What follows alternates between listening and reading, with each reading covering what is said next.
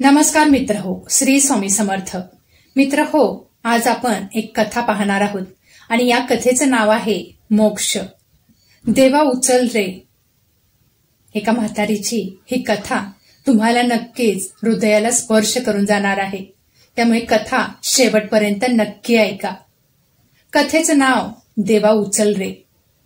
देवा उचल रे, मला कंटाळा आला या असल्या जगण्याचा, म्हातारी आर्ततेने म्हणाली. बिचारी एकटीच राहत होती भल्या मोठ्या बंगल्यात. कुणीही नव्हतं बरोबर. फक्त एक बाई यायची आणि धुणं भांडी करायला आणि नंतर निघून जायची. खरं तर धुणं भांडी हा बहाणा होता. खरं तर ही म्हातारी जिवंत आहे का मेली हे तपासायला यायची, कारण तिला मुलीने तसं सांगितलं होतं. ती बाई नुकतीच येऊन गेली. म्हातारी म्हणाली, थोडा वेळ बस ग, बोलायला थांब. ती म्हणाली, लय काम आहेत मला जायचं आहे. म्हातारी वॉकर टेकत बाहेर गेटच्या जवळ येऊन बसली आणि नंतर इकडे तिकडे पाहू लागली. भलं 30 एकरचं शेत तिच्या मालकीचं होतं, पण आज ही म्हातारी एकटीच होती. तिच्या मालकाने आणि तिने लावलेल्या झाडांकडे एकटक पाहत बसली. आठवणीने डोळ्यात पाणी आलं होतं. जवळच इमानदार कुत्रं बसलं होतं शेपटी हलवत. इतक्यात भोवती भिक्षाम देही हा नाद कानावर आला. कुत्र्याने सतर्कतेने झेप घेतली, पण फाटकाजवळ जाऊन नुसताच उभारला. भुंकलं वगैरे काही नाही. वाजवीपेक्षा जास्त उंच तरुणा बाण आणि गौरवर्णीय संन्यासी आत आला आणि म्हणाला, माई भिक्षा दे. म्हातारी बोलली, कशी देऊ? मला ना उठता येतंय ना बसता येते. तू ये आणि हातानं घे. सामान बिमान चोरायचा विचार सुद्धा मनात आणू नकोस हं. मी बंदूक जवळच बाळगून बसलेली आहे, समजलं का? यावर तो मुलगा जोरदार हसला. त्याचे पांढरे शुभ्र दात दिसले. तो म्हणाला, अगं वेडे, हे वस्त्रही मला ओझं वाटत आहेत आणि तिथं तुझं जुनाट सामान माझ्या काय कामाचं ग? यावरती म्हणाली, तू मला दिसतोस, ये माझ्याशी गप्पा मार ना. तो लगेच तिच्या समोर खुर्चीत जाऊन बसला. आता मात्र तू मला नीट दिसलास बाबा. अगदीच श्रीपाद श्री वल्लभांसारखा देखणा आहेस हा. नाव काय बाळा तुझं? तो म्हणाला, मला लोक स्वामी म्हणतात, पण आजी तू रोज मुक्त कर म्हणून का ग ओरडतेस ग बाई? अरे बापरे, म्हणजे तू सुद्धा रोज जाता येता ऐकतोस का माझं हे दुखणं? तरुण किंचित हसला आणि म्हणाला, होय, रोजच ऐकतोय मी आणि म्हणूनच आज तुला भेटायला आलेलो आहोत.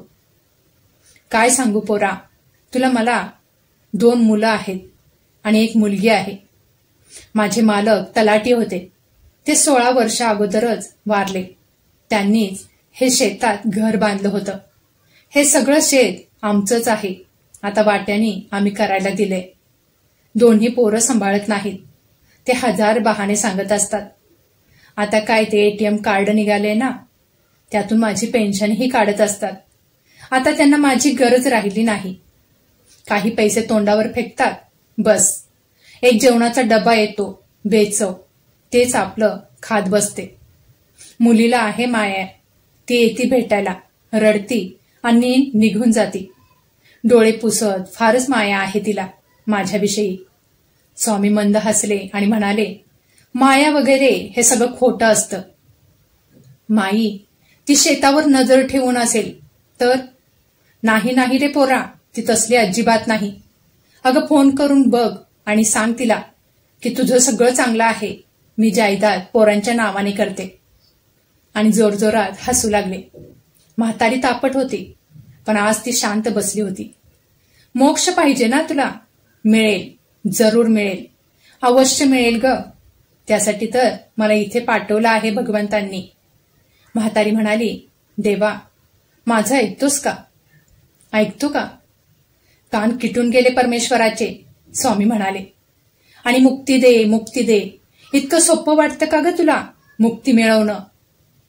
तो तरुण संन्यासी विलक्षण तेजस्वी दिसू लागला. अंगाला चंदन कस्तुरीसारखा सुगंध दरबरत होता. गोरा पान, गळ्यात रुद्राक्ष माळा शोभून दिसत होती. तो बोलू लागला की ज्ञानाचा अतिप्रचंड झरा मुखातून वाहणारा असा होता. स्वामी म्हणाले, अगं मुक्ती दे, मुक्ती दे असं म्हणून मुक्ती मिळत नसते. ती एक प्रक्रिया आहे. जसं पाऊस ये असं नुसत्या बोलण्याने तो येत नसतो. समुद्राच्या पाण्याची वाफ होते, ढग तयार होते, वारा आपलं कार्य चोखपणे बजावतो. डोंगरांनी अडवणे, झाडांनी बाष्पयुक्त वातावरण निर्माण करणे आणि मगच पाऊस पडतो. नुसत्या तुझ्या पोफळ बडबडीने ती शक्ती फक्त जागी झाली, तुझ्यापर्यंत येणार नाही. आणि तू भाग्यवान आहेस ग माई. परमात्म्यानं मला आदेश दिला आणि म्हणून मी आज इथे आलेलो आहोत. कारण तुझं मागल्या जन्मी पुण्य अफाट होतं. या जन्मी तुला मिळालेले भोग हे राहिलेल्या पापांचं परिमार्जन करण्यासाठीच होतं. म्हातारीचा कंठ दाटून आला आणि डोळ्यात अश्रू वाहायला चालू झाले. ती म्हणाली, कारण काहीही असो, माझी प्रार्थना पोचली ना, हे महत्वाचं आहे. माई, जगातील प्रत्येकाची हाक हे परमात्म्यांपर्यंत पोहोचतच असते.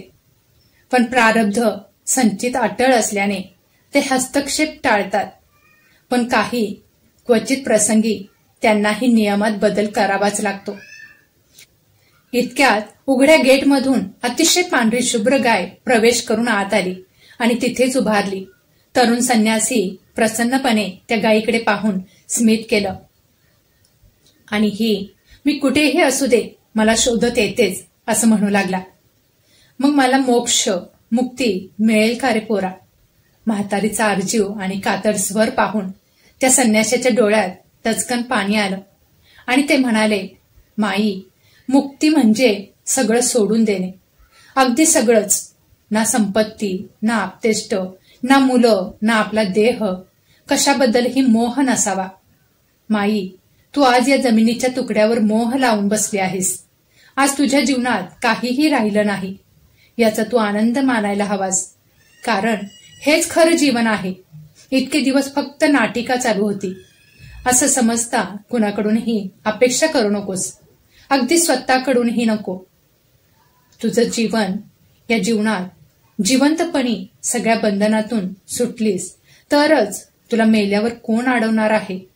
जे पाप झाले याची माफी माग आणि मग बघ चमत्कार, तू मुक्त झालीस म्हणून समज. इतक्यात तो संन्यासी उठला, म्हातारीच्या डोक्यावरून ममतेने हात फिरवला. तिचे अश्रू थांबायचं नावच घेत नव्हते. कुत्रही मागं मागं उठलं आणि संन्याशीच्या मागं चालू लागलं. गाय तिथेच उभारली होती. तिला संन्याशी थापटतच होता. म्हातारी म्हणाली, मी जर इतकी पुण्यवान म्हणतोस तर तुझे परमात्मा का आले नाहीत मला सांगायला? संन्यासीने सुंदर स्मित केले आणि म्हणाला, माई, ती नजर पाहिजे. ते इथेच आहेत. यावर म्हातारी स्तब्ध झाली. इतक्या संन्यासी मोठ्या आवाजात म्हणाले, माई, इकडे नीट बघ जरा. गाय उभारली होती. त्याला टेकून संन्यासी उभारला होता. पायाजवळ स्वान होता. मोठा पिवळसर प्रकाश पडला. त्यात म्हातारीचे डोळे दिपून गेले. काही क्षणातच गळ्यामध्ये हार असलेले, त्रिशूळ असलेले 3 मुखी दत्तात्रय तिला दिसू लागले. तिनं कृतज्ञ भावनेने हात जोडले आणि डोळे मिटले आणि मनातून पक्का विचार केला, परमेश्वरा, मी सगळं सोडलं आहे. इतक्यात तिच्या अंगालाही कंप सुटला. दोन्ही नाकपुड्यांमधून श्वास समपातळीत वाहू लागला. तिने एकदम मोठे श्वास घेतले आणि म्हातारीने खुर्चीतच मान टाकली. आत्मज्योत भगवंताच्या छातीमध्ये विलीन झाली. ती मोक्षाला शेवटी गेलीच. तर बघा मित्र हो, अंगावर शहारा आणणारा हा मोक्ष देणारी ही जी कथा आहे तुम्हाला कशी वाटली मला नक्की कमेंट करून सांगा. कमेंटमध्ये अवधूत चिंतन श्री गुरुदेव दत्त आणि श्री स्वामी समर्थ लिहायला विसरू नका. तुम्हाला ही कथा कशी वाटली मला नक्की सांगा. व्हिडिओ आवडला असेल तर व्हिडिओला एक लाईक नक्की करा आणि तुम्ही जर आपल्या स्वामी लीला चॅनलवरती नवीन असाल तर आपल्या चॅनलला सबस्क्राईब करा. सेवा करा आणि सेवेकरी व्हा. श्री स्वामी समर्थ. जय जय स्वामी समर्थ. धन्यवाद.